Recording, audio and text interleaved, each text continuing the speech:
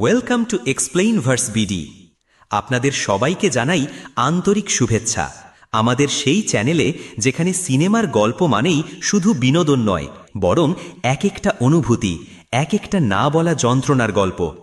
আমি explain verse BD, আর আজ আমরা নিয়ে এসেছি এমন এক সিনেমা যেটা নিছক কোনো অ্যাকশন থ্রিলার না।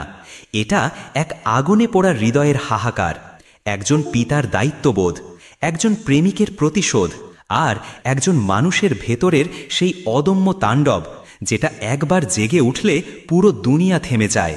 হ্যাঁ, আজ আমরা কথা বলবো 2025 সালের সবচেয়ে আলোচিত, সবচেয়ে তীব্র অ্যাকশন থ্রিলার মুভি তাণ্ডব নিয়ে, যেখানে শাকিব খান ছিলেন শুধু একজন অভিনেতা নয়, বরং হয়ে উঠেছেন এক যোদ্ধা, এক বজ্রকণ্ঠ প্রতিশোধের প্রতীক।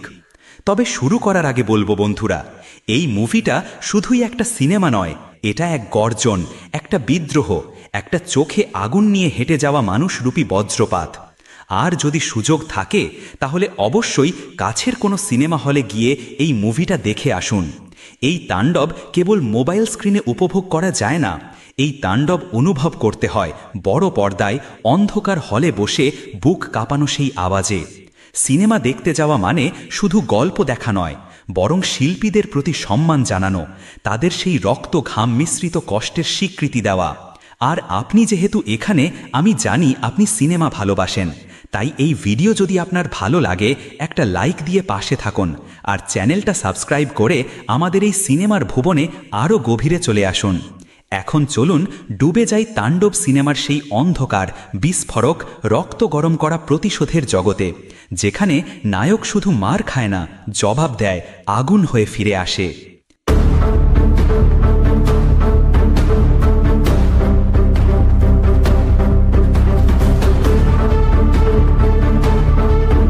গল্পটা শুরু হয় একদম নিরীহভাবে, একটা টেলিভিশন স্ক্রিনে আবহাওয়ার খবরে। চ্যানেল বাংলার এক রিপোর্টার জানাচ্ছেন, আজ দেশের আবহাওয়া নাকি একদম শান্তির, আকাশ একটুও মেঘলা না, না আছে বৃষ্টির আশঙ্কা, না আছে কোনো ঝড়ের পূর্বাভাস, কোনো সতর্কতা নেই, নেই কোনো বিপদের বার্তা। একটা জাতির জন্য এমন শান্ত আবহাওয়া নিশ্চয়ই শান্তির কথা।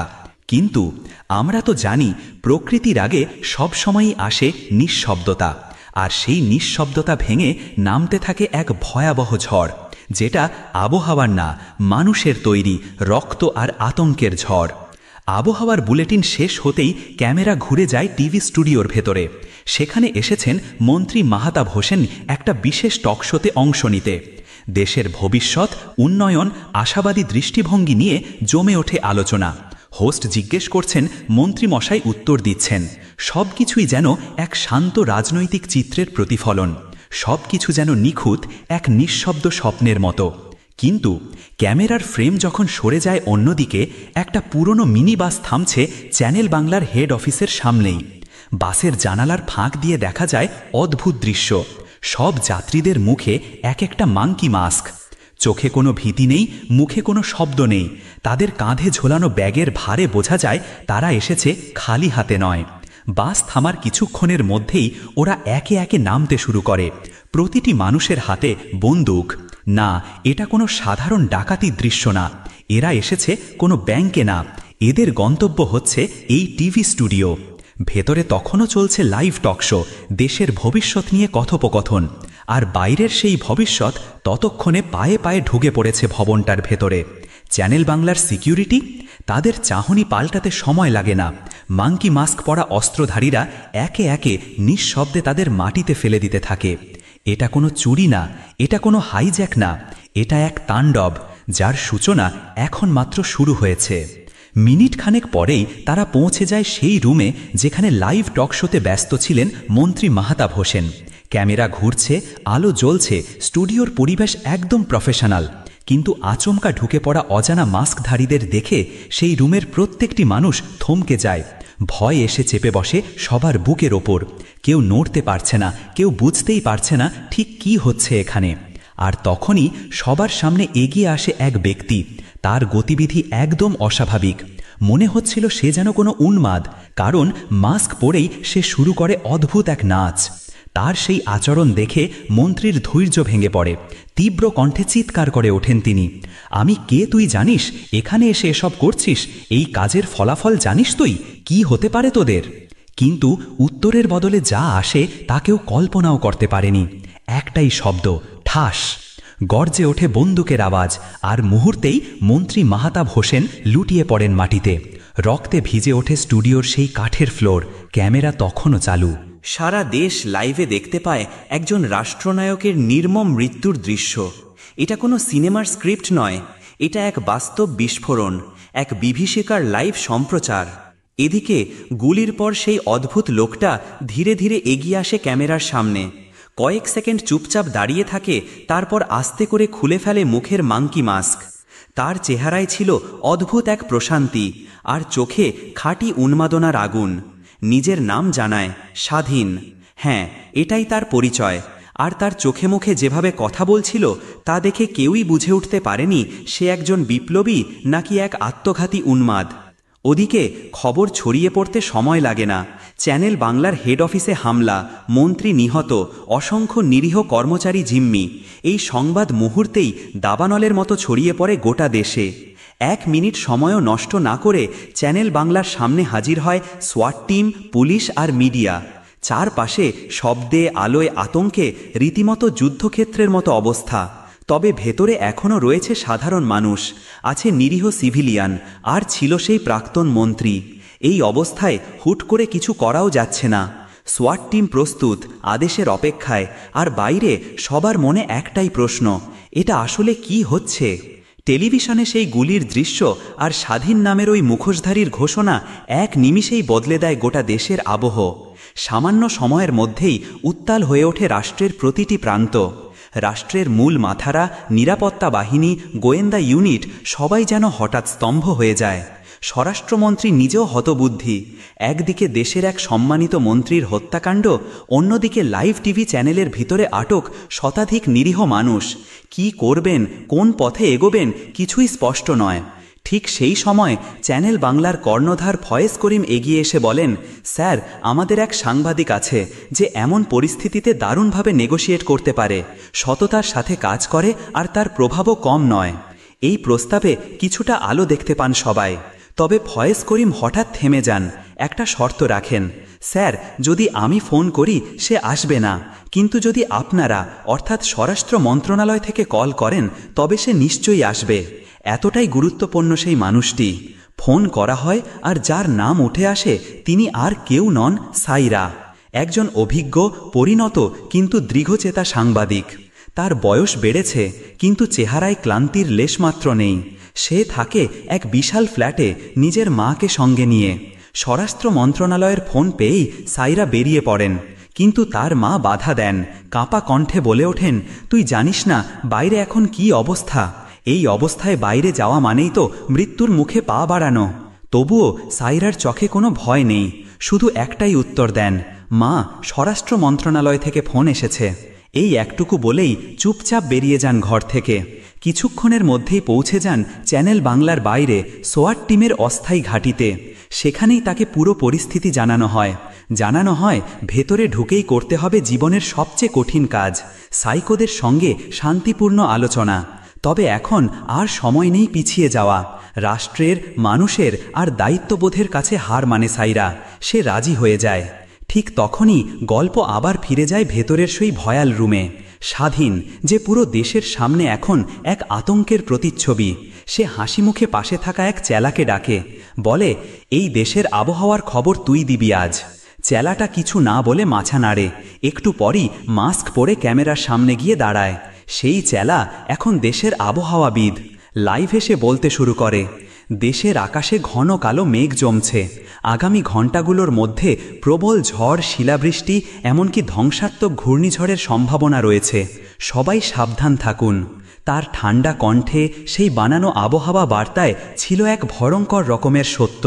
কারণ এই ঝড় শুধু প্রকৃতির না, এই ঝড় রক্তের, এই ঝড় তাণ্ডবের।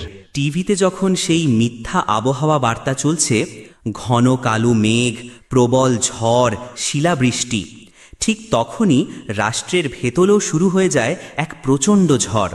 10 নম্বর সতর্কতা সংকেত জারি করা হয় সারা দেশে। প্রতিটি থানায় পৌঁছে যায় নির্দেশ, নিজের জানের মায়া থাকলে কেউ যেন ঘর থেকে বের না হন। চারপাশে এক অদ্ভুত আতঙ্ক, নীরব অথচ ছোবল দেওয়ার মতো প্রস্তুত সময়। ঠিক সেই মুহূর্তে চ্যানেল বাংলার ভেতরে প্রবেশ করে সাইরা। তাকে ভেতরে পাঠানোর আগে সোয়াট টিম এক কলমের মতো দেখতে ছোট ক্যামেরা দেয়, যেটা আসলে গোটা ভেতরের পরিস্থিতি লাইভ দেখাবে বাহিরের টিমকে। তাদের প্ল্যান ছিল, সাইরা ভেতরে গিয়ে কথা বলবে, সোয়াট বাইরে থেকে তথ্য নেবে, তারপর সঠিক সময়ে অ্যাকশন নেওয়া হবে। কিন্তু তাদের সেই কৌশল টের পেতে দেরি হয় না স্বাধীনের। এক দৃষ্টিতেই সব বুঝে ফেলে সে, আর এরপর ভেঙে ফেলে সেই কলম ক্যামেরা। সব যোগাযোগ বিচ্ছিন্ন। তবুও সাইরা থেমে থাকেন না। তিনি এগিয়ে গিয়ে অনুরোধ করেন, এই সাধারণ মানুষগুলোর কি দোষ, তাদের ছেড়ে দিন। এখানে তো আছে বাচ্চা, বৃদ্ধ, তাদের অন্তত মুক্তি দিন।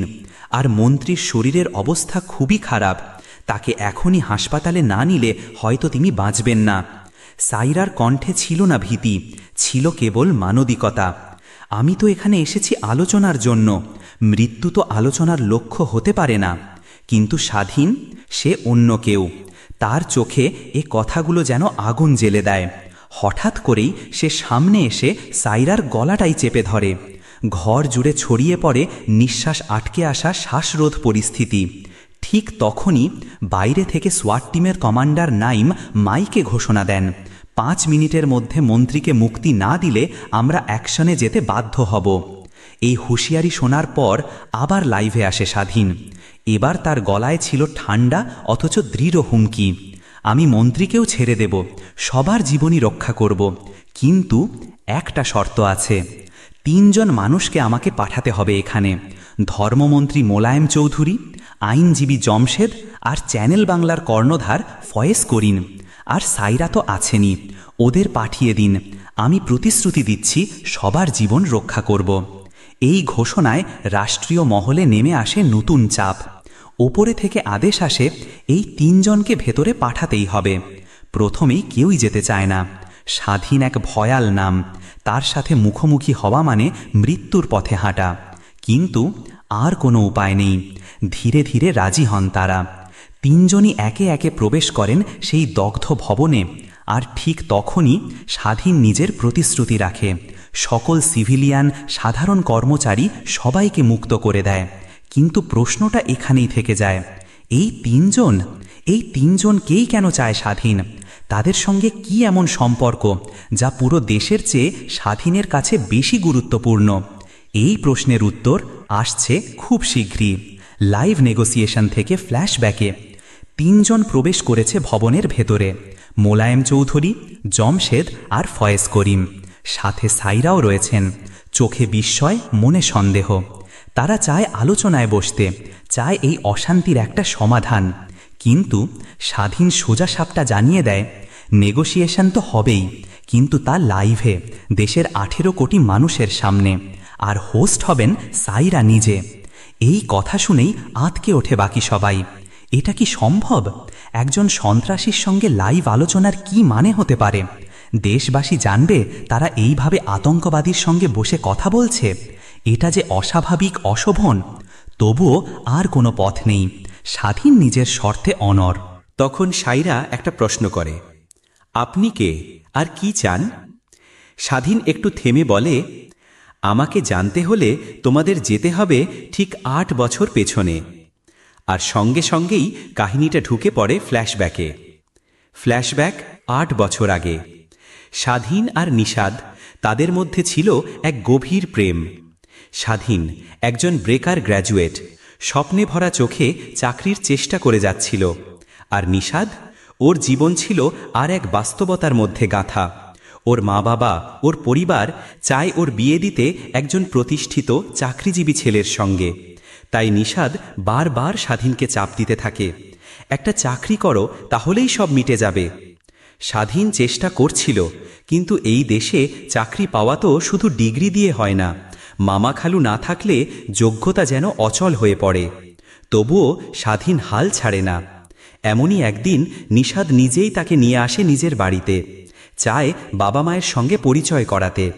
সেই সন্ধ্যায় নিশাদের বাবা বলেন, তোমরা একে অপরকে ভালোবাসো, এটা ঠিক আছে, কিন্তু আমার মেয়ে আমি এমন একজনকে দেব না যার ভবিষ্যৎ অন্ধকার। তোমার কোনো চাকরি নেই, কোনো ইনকাম নেই, তুমি এখনও নিজেকে প্রমাণ করতে পারোনি। তারপর তিনি একটা কথা বলেন, তুমি বলো কত দিন লাগবে তোমার একটা চাকরি জোগাড় করতে? স্বাধীন ধীরে উত্তর দেয়, 2 মাস। 2 মাস সময় দিন আঙ্কেল। একটা মুহূর্ত চিন্তা করে নিশাদের বাবা সম্মতি দেন, ঠিক আছে, তোমার 2 মাস সময় রইল। বাড়ি ফিরে এসেই নতুন করে ঘুরে দাঁড়ানোর প্রতিজ্ঞা নেয় স্বাধীন। সকাল দুপুর রাত দিন রাত এক করে চেষ্টা করছিল চাকরির জন্য, তবুও একটার পর একটা দরজা তার মুখের ওপর বন্ধ হয়ে যাচ্ছিল। এভাবেই কেটে যায় 1 মাস। অবশেষে এক সন্ধ্যায় স্বাধীন তার বাবার সামনে দাঁড়িয়ে পড়ে। বাবা, হয় টাকা দাও, না হয় কোথাও একটু রিকমেন্ড করে দাও। এই দেশে এখন আর শুধু মেধা দিয়ে কিছু হয় না বাবা, টাকা আর চেনাজানা না থাকলে কেউ এগোতে পারে না। কিন্তু তার বাবা একজন সৎ স্কুলের প্রধান শিক্ষক। তিনি স্পষ্ট জানিয়ে দেন, আমি ঘুষও দেব না আর কাউকে ফোনও করব না। এই কথায় স্বাধীন ভীষণ রেগে যায়। একটা তীব্র বাদানুবাদ চলে বাবা ছেলের মধ্যে। তবুও রাতের বেলায় দুজনের রাগ মিলিয়ে যায়। হাল ছাড়ে না স্বাধীন। সে সিদ্ধান্ত নেয় ঢাকায় যাবে, নতুন করে শুরু করবে সব কিছু। পরদিনই ব্যাগ গুছিয়ে ঢাকার উদ্দেশ্যে রওনা দেয়। একটা ক্লান্তিকর কয়েক ঘন্টার সফর শেষে পৌঁছে যায় রাজধানীতে। একটা ছোট মেসে উঠে আর পরদিন থেকেই নেমে পড়ে চাকরির খোঁজে। ইন্টারভিউয়ের পর ইন্টারভিউ, ঘাম কষ্ট ধকল, কিন্তু কোনোটাতেই সাফল্য আসছিল না। তারপর একদিন সন্ধ্যায় স্বাধীন মেসের জানালার পাশে বসে বই পড়ছিল। হঠাৎ করেই একটা ইমেল নোটিফিকেশন আসে। সেই ইমেল খুলতেই চোখ ছলছল করে ওঠে ওর। চাকরি হয়ে গেছে, স্বপ্নটা শেষ পর্যন্ত ধরা দিয়েছে। স্বাধীন খুশিতে আত্মহারা হয়ে যায়। সাথে সাথে কল দেয় নিশাদকে, নিশাদ, চাকরি হয়ে গেছে আমার, এবার আমরা বিয়ে করব, কোনো বাধা নেই। নিশাদও ওর বাবাকে জানিয়ে দেয় খুশির খবর। সকালবেলায় স্বাধীন নতুন জামাকাপড় পরে হালকা পারফিউম লাগিয়ে জয়েন করতে যায় নিজের প্রথম অফিসে। স্বপ্ন আর আত্মবিশ্বাস নিয়ে এগিয়ে যায় সে। কিন্তু অফিসে পৌঁছেই স্বপ্ন ভাঙার বড় ভয়াবহ শব্দে কেঁপে ওঠে স্বাধীন। ওর বস শান্ত গলায় জানায়, আমরা দুঃখিত, একটা ভুলবশত তোমার কাছে মেলটা চলে গিয়েছিল, আসলে চাকরিটা তো পেয়েছে আর একজন। এই কথা শুনেই স্বাধীনের মাথা যেন ঘুরে যায়। সব শেষ। ভবিষ্যতের আলোটা হঠাৎ করেই নিভে গেল ওর চোখের সামনে। স্বাধীন বহুবার অনুরোধ করে বসকে, স্যার দয়া করে আরেকবার দেখুন এই চাকরিটা আমার জন্য কতটা গুরুত্বপূর্ণ। কিন্তু কোনো লাভ হয় না। হতাশ মন নিয়ে স্বাধীন যখন অফিস থেকে বের হয়ে যাচ্ছিল, তখন হঠাৎই ওর পেছনে এসে দাঁড়ায় একজন, অফিসের একজন পিয়ন। নিচু গলায় বলে, স্যার চাকরিটা আসলে আপনারই হয়েছিল। স্বাধীনের চোখ ছানা বড়া। তবে তবে বস সাহেব আপনার নাম কেটে আর একজনকে চাকরিটা দিয়ে দিয়েছেন, কারণ ওদের কাছ থেকে টাকা নিয়েছেন উনি। এই দেশে এখন আর মেধা দিয়ে কিছু হয় না স্যার, টাকা না হলে কিছুই হয় না। স্বাধীন নিঃশব্দে দাঁড়িয়ে থাকে, শুধু ভেতরটা কেঁপে ওঠে। এখন সে কি করবে? বাড়িতে সবাইকে তো সে বলেই দিয়েছে তার চাকরিটা হয়ে গেছে। এই মিথ্যা আশার ওপর দাঁড়িয়ে আছে ওর পরিবারের হাসি, নিশাদের স্বপ্ন আর ওর নিজের আত্মসম্মান। তবুও সাহস সঞ্চয় করে সে কল দেয় নিশাদকে, কিন্তু ফোন ধরে ওর বাবা। স্বাধীন সব কিছু খুলে বলে, চাকরি হয়নি, ভুল করে মেলটা এসেছিল, সবটা একটা মিথ্যা আশার দোলাচল ছিল। কিন্তু ওপাশ থেকে কিছুই শোনা যায় না। ওনার কানে সমস্যা ছিল আর আশেপাশে ছিল প্রচণ্ড আওয়াজ। শেষ পর্যন্ত স্বাধীন বুঝে যায় তার সত্য কথা কেউ শুনতে পায়নি। তখনই সে সিদ্ধান্ত নেয় সত্যটা আর বলবে না, এই মিথ্যার পথেই হেঁটে যাবে। আমি ইন্টারভিউ দিতেই থাকব, আর এভাবেই বিয়ের প্রস্তুতিটাও চলুক।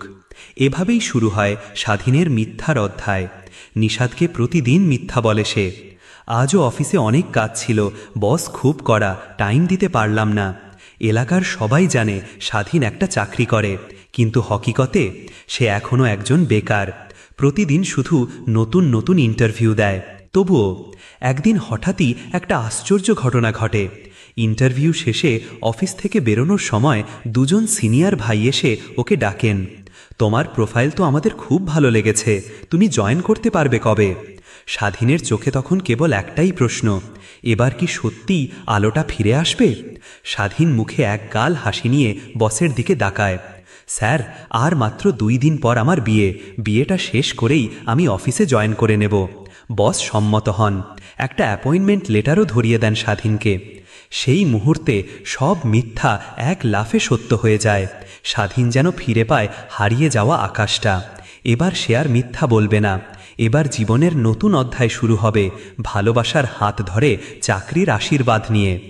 পরদিন সকালবেলায় একটু দেরিতে ঘুম ভাঙে ওর। তাড়াতাড়ি রেডি হয়ে স্বপ্ন ভরা চোখে রওনা হয় বাড়ির পথে। কাল আমার বিয়ে, নিশাদের সঙ্গে নতুন জীবনের শুরু, এবার সব ঠিক হয়ে যাবে। গাড়ি কিছু দূর যাওয়ার পর হঠাৎই থামে গাড়িটা। Checkpost, police. নামো, তুমি স্বাধীন? হ্যাঁ, বলে ওঠে স্বাধীন। ঠিক সেই মুহূর্তেই ওকে টেনে হিঁচড়ে নামিয়ে ফেলে পুলিশ। চিৎকার করে ওঠে, তুই হ্যারিসকে খুন করেছিস? কি বলছেন স্যার, আমি তো ওকে চিনিই না। স্বাধীন আর কিছুই বুঝে ওঠার আগেই তাকে নিয়ে যাওয়া হয় থানায়। তাকে রাখা হয় একটা শুনশান আয়না ঘরে। শুরু হয় বেধড়ক মারধর। স্বীকার কর, তুই খুন করেছিস। ঘণ্টার পর ঘণ্টা চলে সেই বর্বরতা। স্বাধীন শুধু বলেই যায়, আমি হ্যারিসকে চিনিই না, আমি নির্দোষ। অন্যদিকে বিয়ের সাজে বসেছিল নিশাদ। গায়ে হলুদ, আলতা, শাড়ি, কিন্তু বর আসেনি। কেউ জানে না কোথায় স্বাধীন। এক পর্যায়ে এলাকায় রটে যায় স্বাধীন খুন করে পালিয়ে গেছে। এই কথা শুনে নিশাদের মাথার ওপর যেন আকাশ ভেঙে পড়ে। তবে এই গ্রেফতারটা নথিভুক্তই হয়নি, ফাইলেও নেই কোনো নাম। মানে স্বাধীনকে ধরা হয়েছে বেআইনিভাবে। অবশেষে সব মারধরের পরেও স্বাধীন কোনো স্বীকারোক্তি দেয় না। তখনও সামনে আসে একজন অফিসার, নাম শফিউদ্দিন। হাতের ফোনে একটা ভিডিও চালিয়ে বলে, তোর বাপকে আমরা মেরে ফেলেছি, আর তুই পালিয়ে খুন করেছিস। তোর প্রেমিকাও নিজে নিজেই মারা গেছে। স্বীকার না করলে তাদের লাশও দেখতে পাবি না। স্বাধীন তখন বোবা হয়ে যায়, নিঃশব্দে দাঁড়িয়ে থাকে। ভেতরে ভাঙতে ভাঙতে একটা মৃত্যু হয়ে দাঁড়িয়ে বেঁচে থাকে। সব শুনে 440 ভোল্টের ঝাটকায় কেঁপে ওঠে স্বাধীন। মাথার যেন সব তার ছিঁড়ে যায়। চোখের সামনে ভেসে ওঠে বাবার মুখ, নিশাদের শেষ নিঃশ্বাস, আর ঠান্ডা মুখে দাঁড়িয়ে থাকা শফিউদ্দিন। তোদের কেউ বাঁচবে না, একটা গর্জন ছুড়ে দেয় স্বাধীন। আর তারপরে শুরু হয় তাণ্ডব লীলা। এক মুহূর্তেই তাকে ঘিরে থাকা সব পুলিশদের ছিন্ন ভিন্ন করে দেয় স্বাধীন। চোখে ছিল অন্ধকার রাগ, হাতে ছিল ক্রোধের আগুন। যেন মানুষ নয়, পাখি মারছে। একের পর এক সবাইকে গুড়িয়ে ফেলে। কেউ পড়ে থাকে দেয়ালে, কেউ ছিটকে যায় জানালার বাইরে। শেষে শফিউদ্দিনকে টেনে ধরে তার মাথাটা ছিঁড়ে রক্তাক্ত হাতে ঘুরাতে থাকে স্বাধীন। তারপর সেই আয়নাঘরের দরজা খুলে সব বন্দীদের মুক্ত করে দেয়। সবার সামনে এসে স্বাধীন বলে, 3 জন মানুষ আমার এই অবস্থার জন্য দায়ী, ধর্মমন্ত্রী, আইনজীবী আর নিউজ চ্যানেলের মালিক। সবাই স্তব্ধ। কিন্তু ওরা কেন এটা করল? প্রশ্ন ছুড়ে দেয় সায়রা। স্বাধীন তখন বলতে যাবে সব, ঠিক তখনই সোয়ার টিম ভেতরে ঢুকে পড়ে। মুহূর্তেই শুরু হয় আবার রক্তগঙ্গা। তোমরা তো বাচ্চা, আজ তোমাদের রক্তেও আমার যন্ত্রণার ইতিহাস লিখব। 2 মিনিটের অ্যাড ব্রেক ঘোষণা দিয়ে আবার ঝাঁপিয়ে পড়ে স্বাধীন। সোয়ার টিমের এক একজন পুতুলের মতো উড়ে যায়। কেউ দেয়ালে ঠেকে রক্তে লাল হয়ে যায়, কেউ জানলা ভেঙে বেরিয়ে পড়ে নিথর। শেষে বাকি থাকে শুধু সোয়াট কমান্ডার। সে কিছুটা টেক্কা দিলেও স্বাধীনের রুদ্ররূপের সামনে সে একেবারেই অসহায়। স্বাধীন তাকে কাঁধে করে টেনে আনতে থাকে। ঠিক তখনই সায়রা বন্দুক তাক করে ধরে ওর দিকে। সেকেন্ড কেটে যায়, তবে গুলি ছোড়ে না। সোজা লাইভে ফিরে যায় সে। জেনে গেছে এই যুদ্ধে জয় পরাজয়ের বাইরে আরও গভীর কিছু লুকিয়ে আছে। তখন স্বাধীন এগিয়ে এসে প্রমাণ দিতে থাকে একে একে। প্রথমেই ধর্মমন্ত্রী। মন্ত্রী বলেন, আমি কিছুই জানি না। তবে তখনই স্বাধীন দেখায় একটা ভিডিও, যেখানে স্পষ্ট দেখা যায় মন্ত্রীর অসুস্থ বাবার মুখ থেকে অক্সিজেন মাস্ক খুলে নিচ্ছে স্বাধীনের লোকজন। সবার চোখ ছানা বড়া। এটাই ছিল তোমার প্রাইস ট্যাগ মন্ত্রী, গর্জে ওঠে স্বাধীন। সব প্রমাণ সামনে আসতেই ভেতর থেকে কেঁপে ওঠে ধর্মমন্ত্রী। একটু থেমে ধরে রাখা কণ্ঠে বলে, এই সব কিছুর পেছনে আছে একটাই নাম, আমজাদ মনসুর, দেশের সবচেয়ে বড় বিজনেসম্যান, আর তার বেগড়া ছেলে সিয়াম। একটা নিঃশ্বাস ফেলে আবার বলতে শুরু করে, সিয়ামের এমন কোনো অপরাধ নাই যা সে করেনি। ড্রাগস, নারী পাচার, অস্ত্র ব্যবসা সব কিছুতেই ওর হাত। একদিন হ্যারিসের সাথে মিটিং করতে এক হোটেলে যায় ওরা, বাপ ছেলে। সময় পেরিয়ে যায়, হ্যারিস আর ফিরে আসে না। বাবা আমজাদ বলে, এতক্ষণ একটা বাথরুমে থাকলে চলে? সেই কথা শুনে শরীরটা হিম হয়ে যায় সিয়ামের। কিছুক্ষণ আগেই তো সে ওয়াশরুমে বসে ড্রাগ নিচ্ছিল, আর হঠাৎ সেখানেই হ্যারিস এসে তাকে দেখে ফেলে। তুমি এসব কি করছো? হ্যারিস ধমক দিয়ে থামাতে চাইলে সিয়াম চটে যায়। দুজনের মধ্যে ধাক্কাধাক্কি শুরু হয়, আর তারপর একটা হেডশট, গলি সোজা হ্যারিসের কপালে। সব শেষ। কিন্তু ভুলটা তখনই বুঝতে পারে সিয়াম। হ্যারিস যে কিনা নিজেই পাওয়ারফুল এক নাম, আধা সেনা সংস্থার লোক। বাবা আমজাদ বুঝে যায়, এই খুন যদি প্রকাশ পায় তবে সিয়ামের তো শেষ, সাথে আমজাদের পুরো সাম্রাজ্য। সেই রাতেই 3 জন লোককে ডাকে আমজাদ, ধর্মমন্ত্রী, এক প্রভাবশালী আইনজীবী আর চ্যানেল বাংলার মালিককে। সব সামলাও, কেসটা ম্যানেজ করো। মন্ত্রী বলে, এই ধরনের কাজের জন্য 500 কোটি করে লাগবে। প্রথমে আমজাদ রাজি না হলেও ছেলের জন্য রাজি হয়ে যায় অবশেষে। আর ঠিক তখনই গড়ে তোলা হয় ফাঁদ। শিকার হিসেবে বেছে নেওয়া হয় স্বাধীনকে। সব প্রমাণ, ভিডিও, রক্ত সব মুছে ফেলা হয়। চ্যানেল বাংলায় ছড়ানো হয় মিথ্যা খবর, স্বাধীন খুনি পালিয়ে বেড়াচ্ছে। আর এই চ্যানেলেই তখন কাজ করত সায়রা। সায়রা ছিল সত্যের পক্ষে, মিথ্যাকে কখনোই মেনে নিত না। প্রতিবাদ করে বসে চ্যানেল অফিসেই। মালিক বলে, আমাদের বিরুদ্ধে গেলে চাকরি যাবে। সায়রা বলে, চাকরি থাক বা না থাক আমি সত্য বলবো। এরপর চাকরি ছেড়ে দেয় সায়রা। তবে ওর এমন সাহস দেখে ওরা 3 জন ভয় পেয়ে যায়। এই মেয়ে যদি সত্য ফাঁস করে ফেলে, তাই ওরা ওর ভাইকে তুলে নিয়ে যায়। একটা চুপচাপ হুমকি, একটা শব্দ বললে তোর ভাই ফিরে পাবে না। তবু সায়রা তখনও জানত না হ্যারিসের আসল মৃত্যু কিভাবে হয়েছিল। সব কিছু জানাজানি হতেই জনসম্মুখে মন্ত্রী স্বীকার করে ফেলে, স্বাধীন নির্দোষ। এই খবর ছড়িয়ে পড়ে আগুনের মতো। গোটা দেশের মানুষ একজোট হয়ে দাঁড়ায় স্বাধীনের পাশে। এবার আর দেরি নয়। মন্ত্রী, আইনজীবী আর মিডিয়া মালিক 3 জনকে বেঁধে পুলিশের হাতে তুলে দেয় স্বাধীন।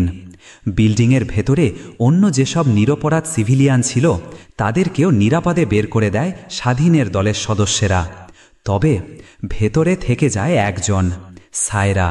কারণ সায়রা আর স্বাধীন অনেক আগেই হাত মিলিয়ে ফেলেছিল।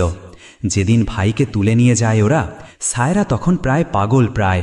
আমার সত্যের জন্য আজ আমার ভাই, এই কথা কল্পনা করতেও চোখে অন্ধকার দেখত সায়রা। ঠিক তখনই স্বাধীন এসে ওর কাঁধে হাত রাখে, তোমার ভাই আমাদের সাথেই ছিল। কিন্তু একদিন হঠাৎ ওরা ওকেও মেরে ফেলে। এই কথা শোনা মাত্রই মাটির নিচে থেকে পা সরে যায় সায়রার।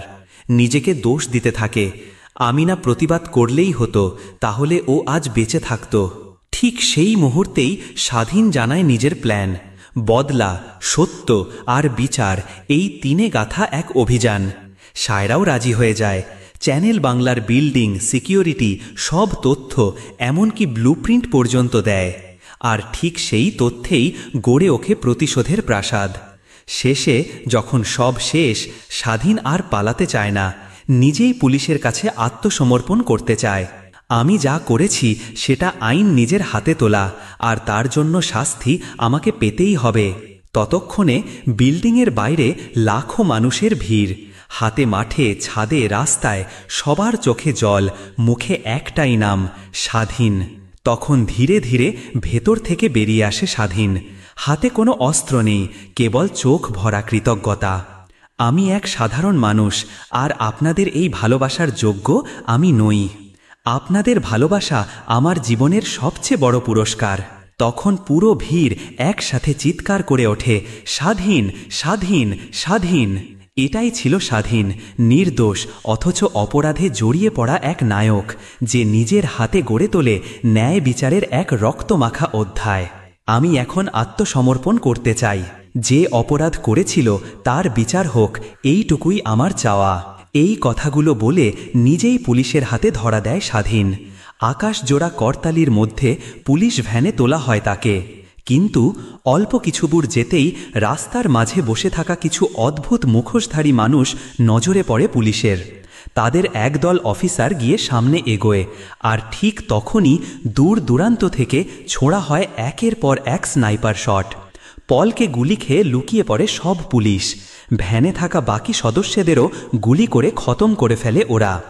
এরপর দেয়াল ভেঙে ভ্যানে ঢুকে মুক্ত করে নিয়ে যায় স্বাধীনকে। এই খবর পৌঁছাতে বেশি সময় লাগে না স্বরাষ্ট্র মন্ত্রণালয়ে। মন্ত্রীরা, জেনারেল, নিরাপত্তা প্রধান সবার কপালে তখন গভীর চিন্তার ভাঁজ। স্বাধীন তো নিজেই ধরা দিয়েছিল, তাহলে সে এখন পালালো কেন? ওর কি আবার নতুন কোনো প্ল্যান? এই প্রশ্নেরই উত্তর আসে একজন অচেনা পুলিশ অফিসারের মুখে।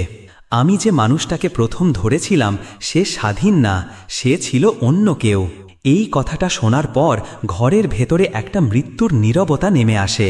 আর যখন সত্যিটা প্রকাশ পায় সবাই স্তব্ধ, আতঙ্কিত, হতবাক। স্বাধীন বলে যার পেছনে দেশ কাঁপছে সেটা আসলে ছিল মিখায়েল, দেশের টপ ওয়ান্টেড ক্রিমিনাল। 15 বছর ধরে যে পালিয়ে বেড়াচ্ছিল। নাম ছিল লাল রঙে হাইলাইটেড। কেউ তাকে চিনতে পারেনি, কারণ সেও ছিল সেই আয়না ঘরের একজন। সেই আয়না ঘরেই স্বাধীনের সাথে দেখা হয়েছিল মিখায়েলের। স্বাধীন ওকে নিজের জীবনের সব গল্প খুলে বলে। কিন্তু একদিন পুলিশের গুলিতে মারা যায় স্বাধীন।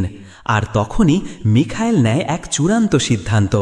স্বাধীন সেজে নেমে পড়ে প্রতিশোধ আর পরিকল্পনার খেলায়। ওর এই মিশনে নিজের ব্যক্তিগত উদ্দেশ্য ঢুকিয়ে দেয়। এক ঢিলে দুই পাখি। সব সত্য প্রকাশ পেলে সায়রার চোখে নেমে আসে বিদ্যুৎ। সে যার জন্য এত কিছু করল সে তো স্বাধীনই না, সে তো এক ভয়ঙ্কর অপরাধী, মিখায়েল। তাহলে কি আমি ভুল মানুষকে বিশ্বাস করেছিলাম? নিজের ভাইয়ের মৃত্যুর বদলা নিতে গিয়ে আমি আর একটা ভুল করে ফেললাম? এই প্রশ্নগুলোর মধ্যে হারিয়ে যায় সায়রা। সত্য জানার পর সায়রার মনে একটাই কথা ঘুরতে থাকে, আমি ভুল মানুষকে বিশ্বাস করেছিলাম, মিখায়েল আমাকে ব্যবহার করেছে। তার চোখে আগুন, এই প্রতারণার বদলা সে নেবেই। অন্যদিকে যখন মিখায়েল চ্যানেল বাংলার ওপর নিয়ন্ত্রণ নিয়েছিল, তার আর একটা দল ঢুকে পড়ে বাংলাদেশ ব্যাংকে। সকল গার্ডদের হত্যা করে তারা ভল্টে পৌঁছে যায়। 1000 কোটি টাকা আর স্বর্ণের খনি নিয়ে চলে যায় সেখান থেকে। এই খবর ছড়িয়ে পড়তেই সরকার পুরো শক্তি নিয়ে নামে মাঠে। মিখায়েল এখন দেশের শত্রু নাম্বার 1। অন্যদিকে দেখা যায় সিয়ামকেও তার নিজের বাবার নির্দেশেই বন্দী করে রাখা হয়েছিল একটি শুনশান বাড়িতে। কিন্তু মিখাইল তার বাবাকেও মেরে ফেলে, সব সম্পত্তি ছিনিয়ে নেয়। তখন সেই অচেনা পাহারাদার বাড়িতে গিয়ে সিয়ামকে মুক্ত করে দেয়। কিন্তু সিয়াম থেমে থাকে না, ছুরি নিয়ে ঝাঁপিয়ে পড়ে ওই লোকটাকেই মেরে ফেলে। তার চোখে তখন একটাই অভিব্যক্তি, এই দুনিয়ায় শয়তান যদি কেউ থেকে থাকে তাহলে আমি নিজেই হব সে। সে প্রতিজ্ঞা করে মিখাইলের সাথে যা হয়েছে তার চেয়ে বড় প্রতিশোধ সে নেবে। একই সময়ে একটি অন্ধকার গুদামঘরে অনেকগুলো সন্ত্রাসী একত্রিত হয়। তাদের মাঝে প্রবেশ করে সুরঙ্গ মাসুদ। বাংলাদেশ ব্যাংক ডাকাতির পরিকল্পনা সে করেছিল বহু বছর ধরে, কিন্তু তার স্বপ্ন ভঙ্গ করেছে মিখাইল। রাগে পাগল হয়ে মাসুদ চিৎকার করে, ওই টাকা আমার ছিল রে, আমার জায়গা, আমার প্ল্যান। ঘুমাইতে পারবি না রে মিখাইল, আমি সুরঙ্গ মাসুদ। আর তখনই মিখাইল তার দিকে তাকিয়ে শীতল হেসে কেবল মধ্যাঙ্গুলি দেখিয়ে দেয়, চ্যালেঞ্জ অ্যাকসেপ্টেড। এই টেনশনের মধ্যেই পর্দা কালো হয়ে যায়। স্ক্রিনে ভেসে ওঠে তাণ্ডব 2 ঈদ 2026-এ 2 অ্যান্টি হিরোর মুখোমুখি সংঘর্ষ। তাণ্ডবের এই শেষ দৃশ্য শুধু একটা ক্লাইম্যাক্স না, এটা ছিল একটা নতুন ইউনিভার্সের শুরু, যেখানে নায়ক ভিলেনের রূপরেখা ধোঁয়াশা হয়ে যায়। আমার মতে তাণ্ডব 2তে যদি ফেস অফ হয় মিখাইল বনাম সিয়াম বা মিখাইল বনাম সুরঙ্গ মাসুদ, তাহলে আমরা পাব বাংলাদেশের সবচেয়ে বড় ক্রাইম থ্রিলার ইউনিভার্স। তাণ্ডব ছিল এক বিস্ফোরণ, কিন্তু তাণ্ডব 2 হতে চলেছে এক মহাযুদ্ধ। এই শহর এক এক সময় এক এক গল্প বলে, কারোর জন্য তা সাহসের, আবার কারোর জন্য প্রতিশোধের। একদিন একটা নাম ছিল স্বাধীন, আরেকজন ছিল সায়রা, একজন সিয়াম, আর কেউ কেউ তো ছিল শুধু ছায়া, যাদের পরিচয় ছিল মুখোশে ঢাকা। তারা কেউ হিরো না, তারা কেউ ভিলেন না, তারা সবাই যুদ্ধ করেছে নিজের নিজের নিয়তির সাথে। যখন আইন ন্যায় দিতে পারে না, তখন মানুষ ন্যায় তুড়ে নেয় নিজের হাতে, আর তখনই শুরু হয় তাণ্ডব। কিন্তু গল্প এখানেই থেমে যায় না, কারণ ছায়া থেকে উঠে আসছে আরেক নামে, মিখাইল। সে একাই বদলে দিয়েছে খেলার নিয়ম। সে থেমে যাবে না যতক্ষণ না সে জিতবে তার নিজের খেলা।